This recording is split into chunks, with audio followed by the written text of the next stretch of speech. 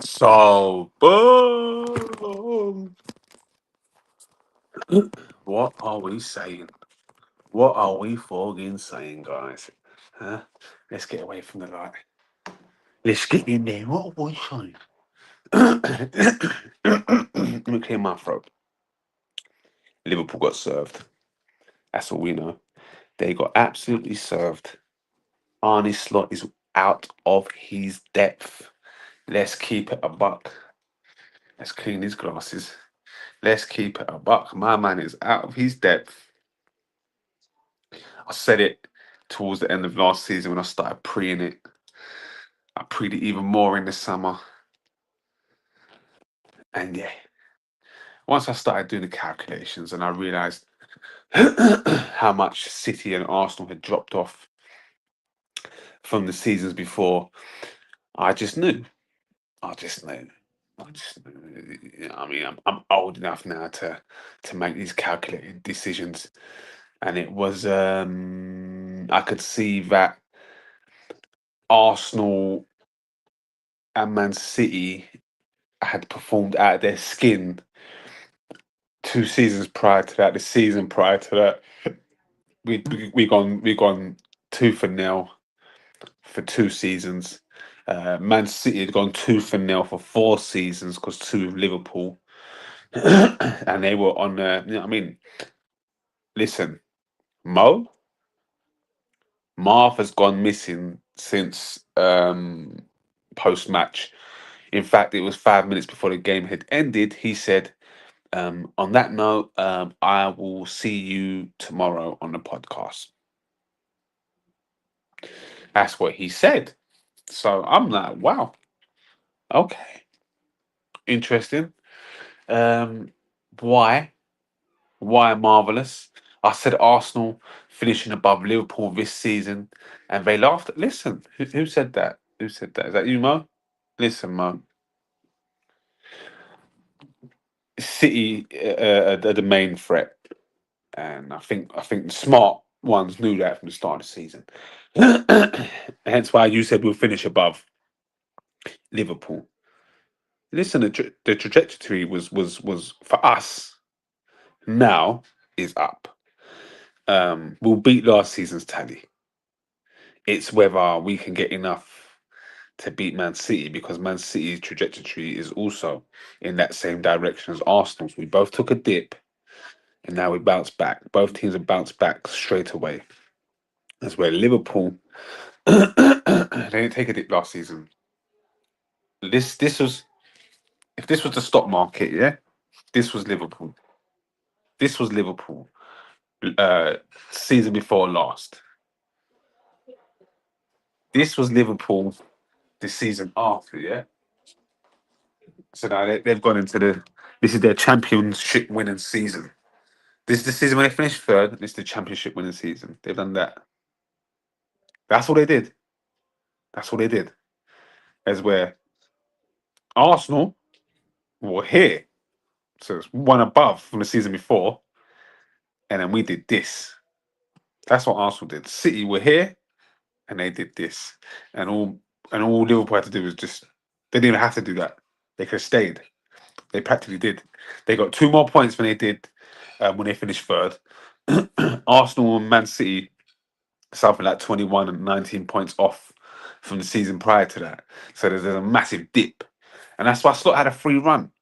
I always said once Slot has taste some pressure, which I thought would have come last season, because there's no way I envisioned both teams to collapse like that. I thought, okay, Arsenal collapse, cool.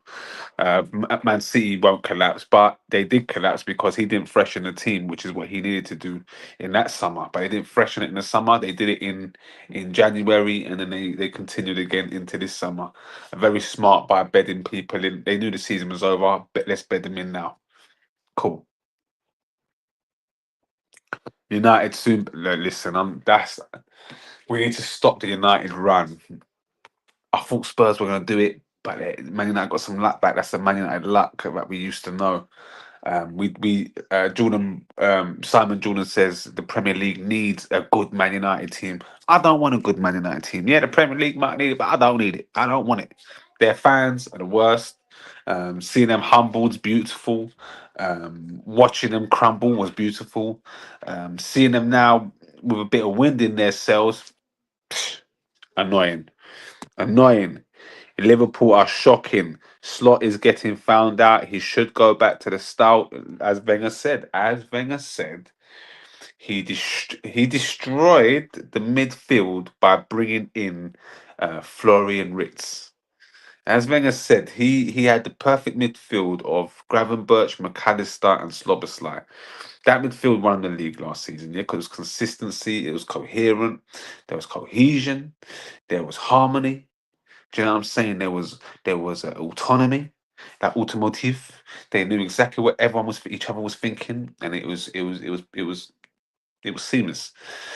So instead of sticking with that and replacing Diaz, replacing Nunez and Jota, and bringing him back up in defence, and maybe go and get a midfielder. Instead of doing that, they went and done a madness.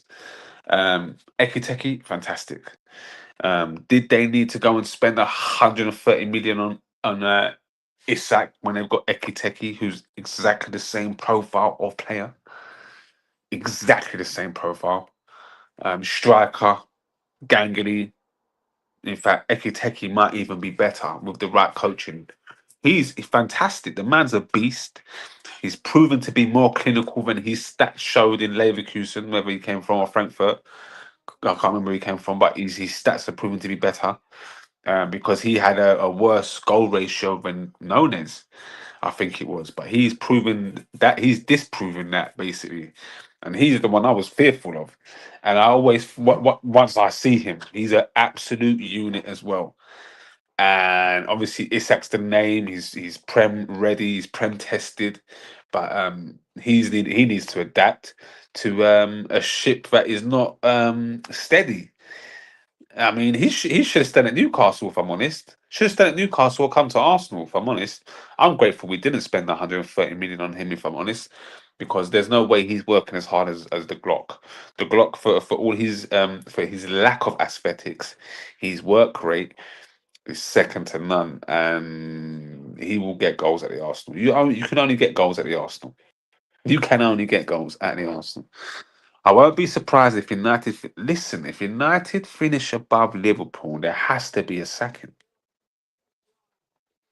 There has to be, especially if it ends like how it ends now. Like I think Liverpool were eighth or something. Like, but they're behind Manchester United as we speak. For Liverpool to be behind Manchester United is a crime. Also, Canate's been done. That's why they should have got Gahey. That's why I said they didn't need to go and buy Isak. With that money, they should have gone and got themselves a defender in Gahey and maybe look at either a backup midfielder who could play anywhere in the midfield, or go and get another striker.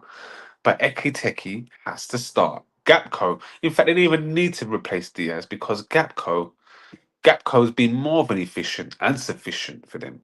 Liverpool are pants right now, but it it got me thinking. Sometimes a death in the team could play a major factor. Of listen. If we're gonna talk sensible, talk real, yeah, that has a major factor. That is a major factor in things. Regardless whether Jota was there even if Jota was there, this would still be happening. By the way, this would still be happening, and they wouldn't have got. I don't know if they would have got Ekiteki in, but Isak would have been a definite. Do you know what I'm saying? They still would have bought who they bought. Trent was still would have left.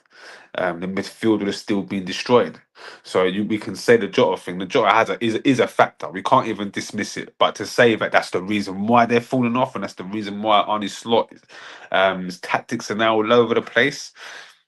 That's got nothing to do with Jota, I'm afraid. God rest Jota's soul. But everything else has. I'm gonna say that. Listen, he need to buy Kirkers? Did he need to buy Kirkers? Frimpong someone was needed to replace Trent or at least supplement because Bradley is Liverpool fans told me he was amazing, more than efficient, more than sufficient. Do you know what I'm saying? But all of a sudden now, it doesn't. It doesn't. Listen, it's easy to fit into a team that's already winning and doing well than it is when the team is struggling or a team has potential. Do you know what I mean? It's tougher. So he's now got two fullbacks that just bomb forward, yeah, in Kirkes and Frimpong, and the defending's not all that.